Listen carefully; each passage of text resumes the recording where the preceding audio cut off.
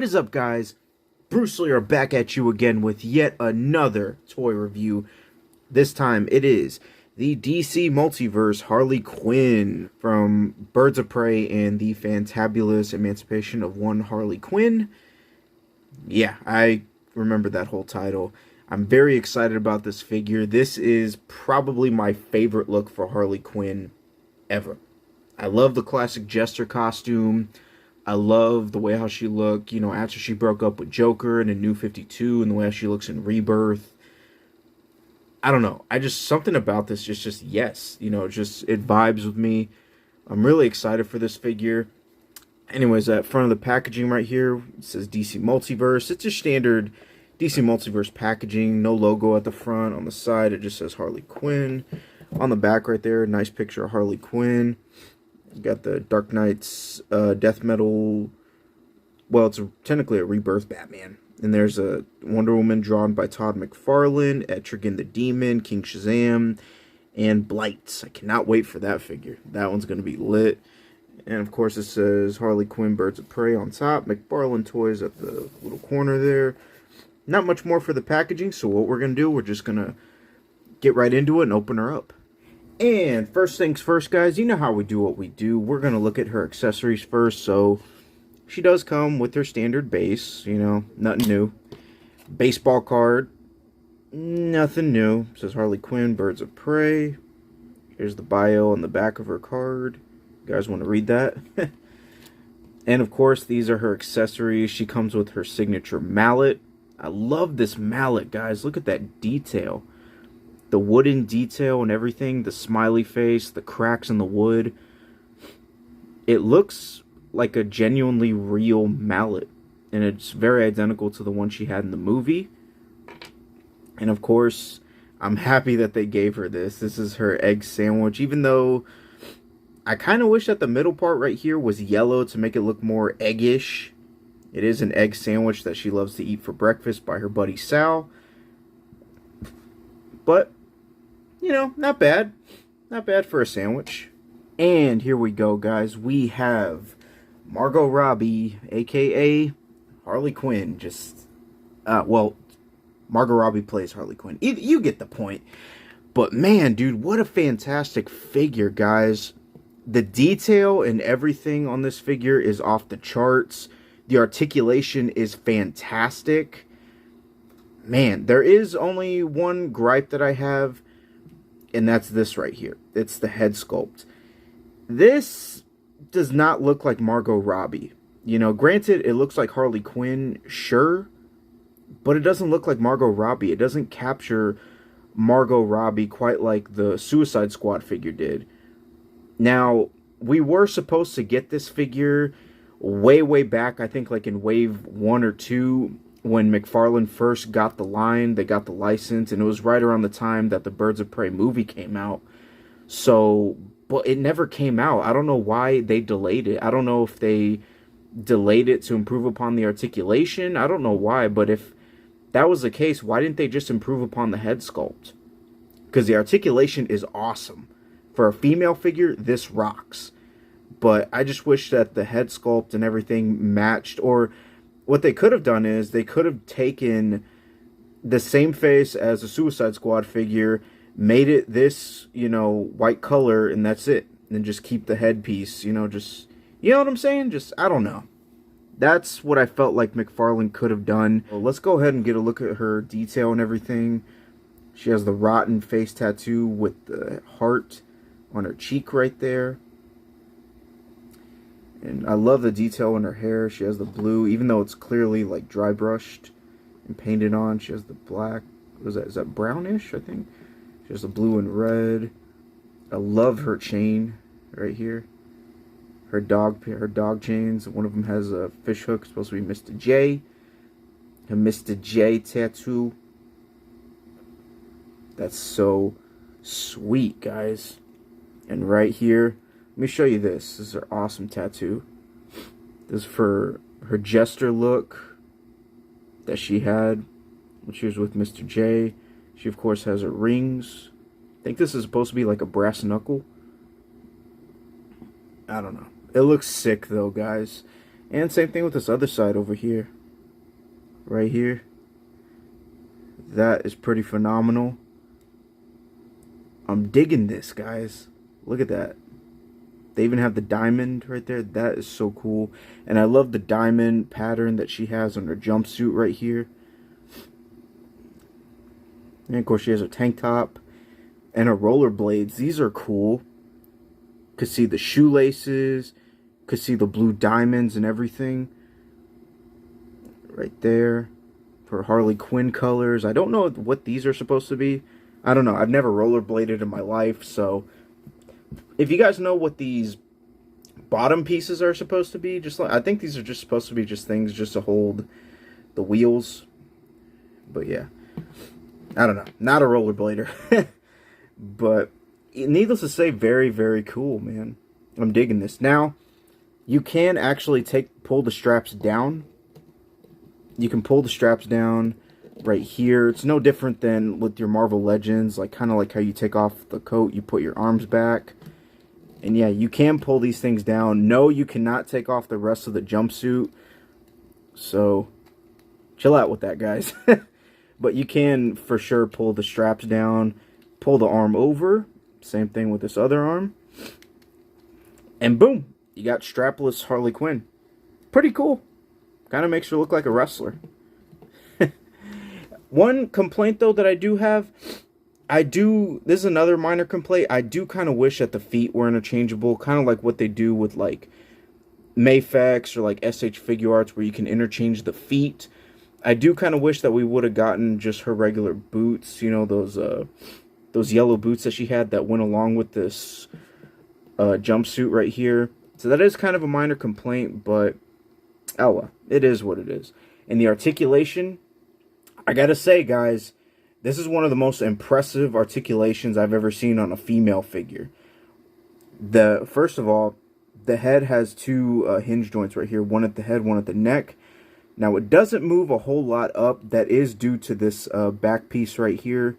So that does kind of hinder the articulation, but it moves up fairly well for a female figure. We don't usually get this kind of stuff with Marvel Legends. So yeah, and it moves down. You see that? You see that? It's pretty cool. And she does have a butterfly joint. Very cool. It reminds me of SH Figure Arts or like Mafex. You can kind of see the ball hinge in there. And does rotate 360 degrees, bicep swivel, double jointed elbows, essential. And you guys know the deal with these, you know, the way how you position the hand, it'll go up and down. Or if you position it this way, you get the shake of the dice. Very cool. Now, with the straps up, it does kind of hinder the torso articulation. It does go up a little bit further without the straps, but not by much. So, and it doesn't move forward at all. But it does rotate, so that does kind of count as a waist swivel, even though I call it torso swivel. But yeah. But you can get her to move side to side. Very cool. Her legs move forward, they move outward. She has a not kind of an upper thigh swivel, but not really. This piece right here kind of hinders it. So, And she does have double jointed knees. No calf rotation or anything like that. Her feet moved up, they moved down. She does have ankle pivot. Now, it is kind of tricky with the wheels to get her to stand. Oh, never mind. Because I was trying to get her to stand earlier. So I was about to say it was kind of tricky trying to get her to stand. So you do kind of have to be careful and get it positioned just right. But yeah. Anyways, guys, we're going to go ahead and get into some comparisons. And here she is right next to her recent figure that just came from Mcfarlane. This is the Mcfarlane Toys Suicide Squad Harley Quinn. Very cool figure, even though the articulation on this figure is a lot better than it is on this one. I think that's kind of due to the dress and everything. But going back to what I was saying earlier about the faces. See that? That looks super, super accurate to Margot Robbie. That's what I was saying, guys. Why didn't they just take off the hairpiece right here, pop it off, you know, put it on this, put a brand new hair sculpt for this one, but still keeping consistency with the tone of the overall figure. Because this is like a much paler white than how she is in this figure. So, you know what I'm saying? I kind of wish they would just plucked it, put it on here, and, you know. So, yeah, that is a minor nitpick that I have, but still, very cool to see both of these figures in action and side by side. And here she is standing next to the DC Multiverse Lex Luthor Build-A-Figure Wave Harley Quinn that came out way, way back in the day. I think back in, was it 2015 or 2016? It was somewhere around there. This was back when Mattel had the license. This was my favorite Harley Quinn figure for a long, long time. I loved everything about that figure. Even though at the time people were saying, oh, she's a little too tall. And I was like, it didn't matter to me. I just loved the fact I had a modern Harley Quinn and not the Jester suit. And it's pretty cool seeing them side by side. You know, it kind of makes me wish now that I kind of want to see Margot Robbie. You know, if they were to put her like in this costume or something a little similar. We got something similar with the top right here in the Suicide Squad movie, but she had different pants. So if we were to get this look and put it in live action form, that's awesome. Because this is one of my favorite looks for Harley Quinn. But yeah. Now, I don't have a DC Universe Classics Harley Quinn.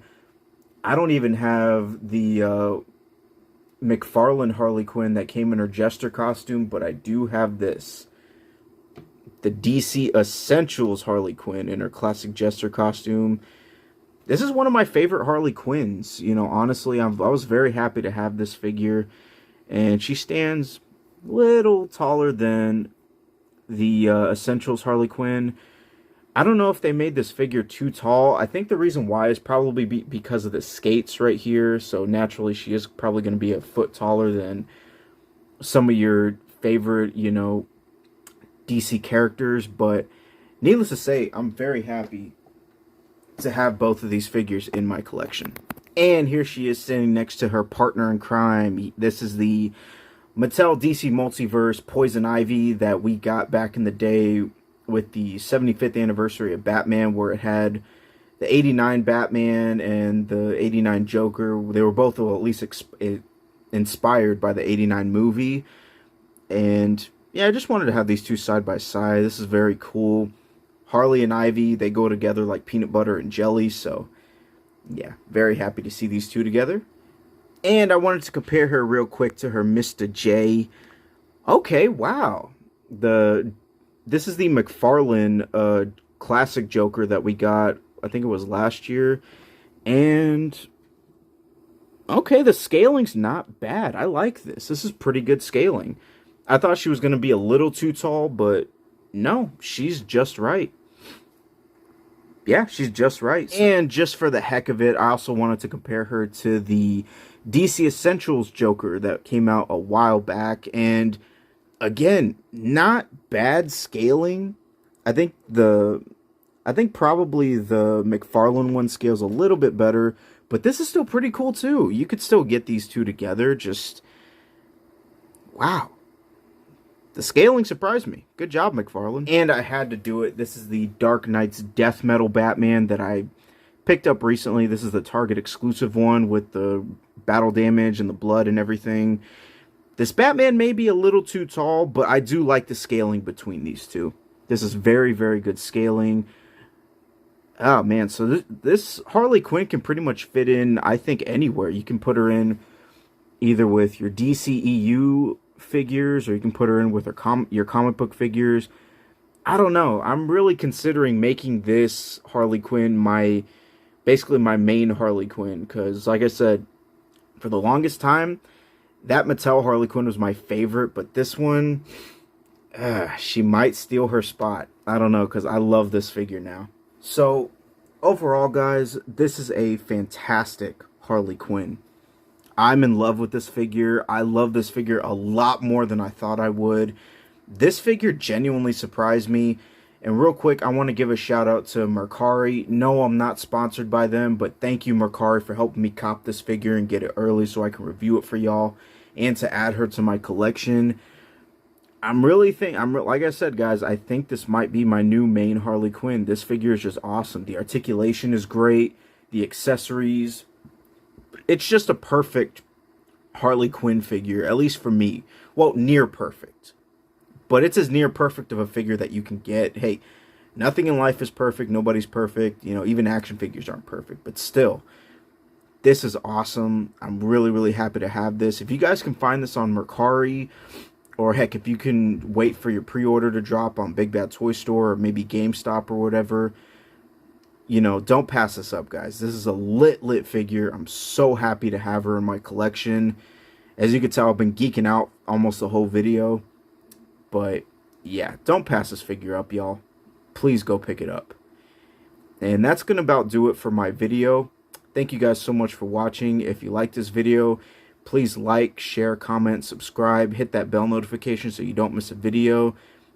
And let me know what other kind of action figure reviews that you want to see. I do Marvel Legends, DC Multiverse. I'll even do Lego. Why the heck not? But yeah. Other than that, guys, grow older, grow wiser, get right, grow closer to God. Don't be afraid to be who you are, and never stop being a geek. God bless you guys. Thank you so much for watching my video. Bruce Lear for life, signing out. Peace.